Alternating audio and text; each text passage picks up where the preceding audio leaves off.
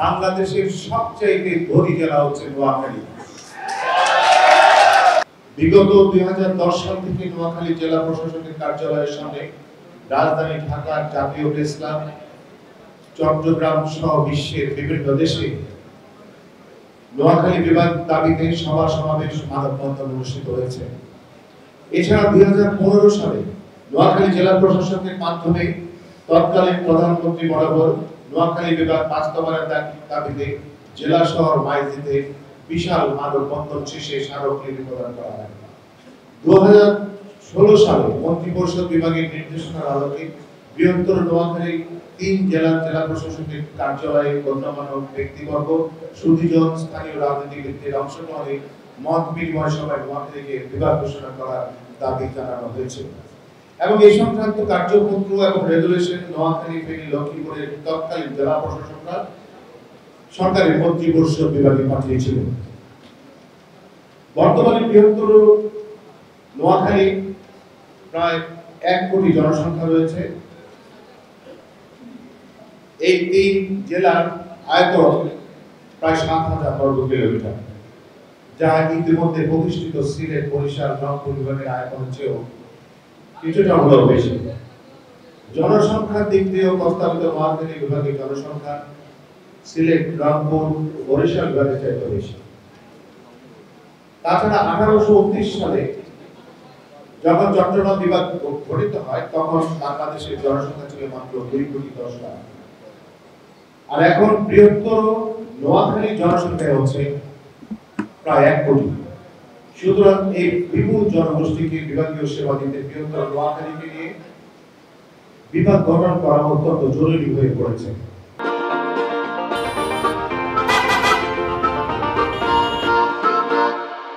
নোয়াখালীতে সরকারের প্রায় সব ধরনের প্রতিষ্ঠান রয়েছে।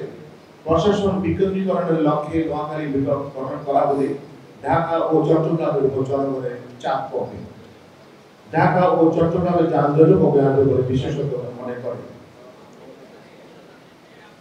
আপনারা নিশ্চয়ই জানেন বর্তমানে নোয়াখালী জেলার আয়তন 4202 বর্গ কিলোমিটারের পরেও আরো 1200 বর্গ কিলোমিটারের চাইতে আপনার 3টি দ্বীপ, যেটা আপনারা নিশ্চয়ই জানেন, নিজম দ্বীপ, ভাষাঞ্চল এবং সকল দ্বীপ সহ এটার সাথে যোগ হতে চলছে এবং নোয়াখালীর বুকে জেগে উঠছে বাংলাদেশের জন্য এক অপূর্ব সম্ভাবনা, যা অভিজ্ঞতা মনে করে।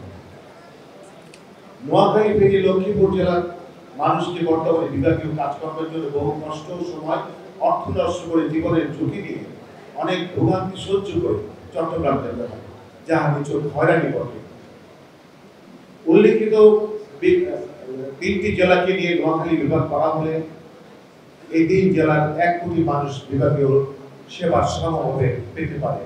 আপনাদের অবগতির জন্য জানাচ্ছি, ঢাকা এবং চট্টগ্রামের মধ্যবর্তী স্থানের স্থান হচ্ছে নোয়াখালী, অর্থাৎ ঢাকা থেকে নোয়াখালী 170 কিলোমিটার, অপরদিকে চট্টগ্রাম থেকে নোয়াখালীর দূরত্ব 135 কিলোমিটার। নোয়াখালী রয়েছে অনন্য ভাষাগত বৈশিষ্ট্য, যার সীমানা বৃহত্তর নোয়াখালী অঞ্চল ছাড়িয়ে কুমিল্লার নোয়াখালীর পার্শ্ববর্তী যে জেলাগুলো আছে তার প্রায় অর্ধেক মানুষ নোয়াখালীর আঞ্চলিক ভাষায় কথা বলে।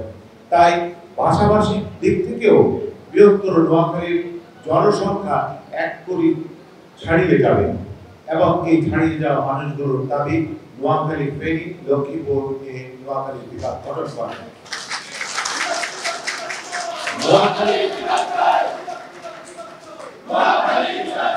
নোয়াখালী, ফেনী, লক্ষ্মীপুর জেলার মানুষের সংস্কৃতি ও যাতায়াত সুবিধা বিবেচনা করে নোয়াখালী বিভাগ প্রতিষ্ঠা করলে অত্র অঞ্চলে প্রায় 1 কোটির উপর মানুষের চাকরি, ব্যবসা বাণিজ্য, প্রশাসনিক কার্যক্রম আরো দ্রুত করার সাথে সক্ষম হবে এবং ব্যবসা বাণিজ্যের প্রসার করবে বলে আমরা এবং সুধীজনেরা বিশ্বাস করি।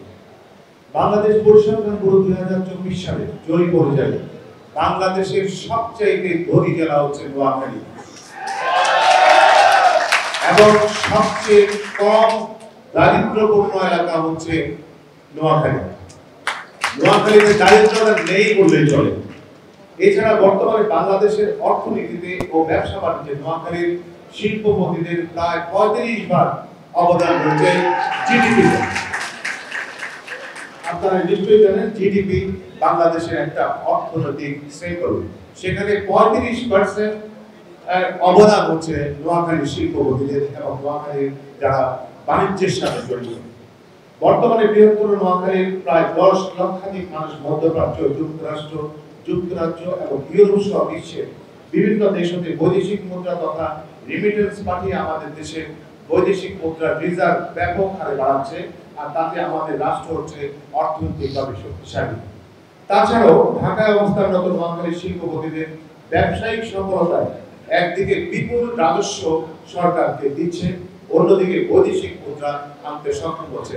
আপনাদের অবগতির জন্য আরো জানাচ্ছি যে নোয়াখালীর যারা প্রথম শীর্ষ 20 জন ব্যবসায়ী ঢাকা বাংলাদেশে, তার মধ্যে 11 থেকে 12 জন হচ্ছে নোয়াখালী, এবং সবচেয়ে বেশি রাজস্ব আদায় হয় নোয়াখালীর সন্তানদের কাছ থেকে। সঙ্গত কারণে বাংলাদেশের শীর্ষ শিল্পপতির 1 নম্বর এটাও নোয়াখালী, এবং বাংলাদেশের শিল্পপতিদের 1 নম্বরও নোয়াখালী, এবং হাইয়েস্ট যদি আপনি রেভিনিউ দিয়ে থাকেন সেটাও হচ্ছে নোয়াখালী। সেজন্য বলছি নোয়াখালীর সঙ্গত কারণে নোয়াখালী বিভাগ গঠন যৌক্তিকভাবে অপরিহার্য। প্রাকৃতিক দুর্যোগপূর্ণ উপকূলীয় অঞ্চল হিসেবে নোয়াখালী বিভাগ গঠন হলে অত্র অঞ্চলের কোটি মানুষের জীবন মানের উন্নয়ন করবে এবং আঞ্চলিক বৈষম্য কমে আসবে বলে এলাকার সুধীজন মনে করে।